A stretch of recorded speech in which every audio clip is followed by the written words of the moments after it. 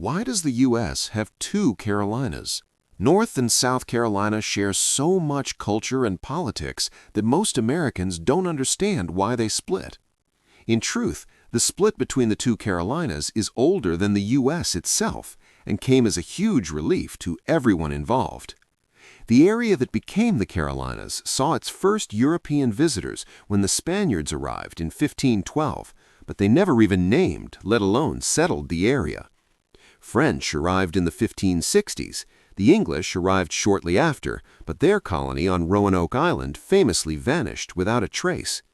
European attention passed over the area for another few decades until King Charles I granted settlement rights to the MP Robert Heath, but he too passed on developing it. With the exception of a handful of settlers from Virginia who weren't officially recognized, Europeans left the land alone yet again until 1663, when Charles II gave the land to 8 powerful men known as the Lord Proprietors as a thank you for their loyalty, renaming the whole place Carolina. A few years later, the first permanent settlement was laid down at Charleston, today's Charleston, and soon after, more settlers trickled in. However, the difference between North and South Carolina was already manifesting. Charleston and the other South Carolina settlements owed themselves to slaves and plantation owners from the West Indies, chiefly Barbados, who were seeking new land for cash crops. South Carolina offered a perfect environment for growing sugar and rice. Slave plantations sprung up all over the area, supported by wealthy businessmen, while European settlers concentrated in urban areas like Charleston. Slave exports were as important as slave imports there. Between 1670 and 1715, over 25,000 indigenous natives were sold into slavery in South Carolina, while a similar number of black slaves were brought in. By the mid-18th century, most of South Carolina's population were slaves, and most of its white population were wealthy or urbanized, if not both. By contrast, the rural North was much less dependent on slavery. Slavery did exist there, especially for the tobacco industry, but most of the settlers were poorer. In fact, many had been indentured servants themselves, coming down from other colonies, and who could never afford slaves of their own. North Carolina quickly gained a reputation for attracting the rougher and poorer settlers, while the wealthy flocked to the South. As a result, Northern Carolina became the most populated, but Southern Carolina became the richest. A good government might have tried to heal this divide, but the Lord Proprietors were the complete opposite of that. With 8 men in faraway London, all with different ideas of what to do, put in charge of a vast territory on the far side of the Atlantic, was it any surprise that the government was a disaster? The Carolina territory was vast and unwieldy, and its new leaders were not up to the task. Apathy, incompetence, and overambition fought for dominance between the 8 men, while the Carolinians themselves watched on with exhaustion. Overambition won out thanks to one proprietor, the Earl of Shaftesbury, who wanted to craft Carolina into a perfect society. Calling on the philosopher John Locke, they drew up an experimental system of laws called the Fundamental Constitutions of Carolina, which laid out plans for a strange society that preached individual freedom and liberal ideas alongside support for slavery and hereditary nobility. This was combined with a grand model plan which tried to maximize efficiency, safety, and aesthetics in any future cities. It was a bold project for any government, so naturally it failed in the hands of the proprietors. With communication and travel between Charleston and the North difficult, the Lord Proprietors' laws meant a lot less far from the colonial capital. Local government picked up the slack, allowing towns and communities to run their own affairs without much need for Charleston or London. Distant government quickly became associated with corruption and inefficiency, attitudes that were increasingly common across the colonies.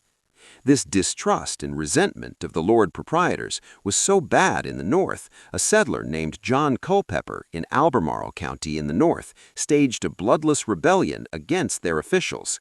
Culpeper gathered dozens of men, jailed the Lord Proprietor's tax official, and staged their own elections. Culpeper was summoned to England and put on trial as a rebel, but Lord Shaftesbury ended up taking his side. After all, Shaftesbury admitted there was no real government in Carolina, so Culpeper and his supporters were well within their rights to resist anything pretending to be one. Culpeper was declared innocent. It was an embarrassing display for the Lord Proprietors.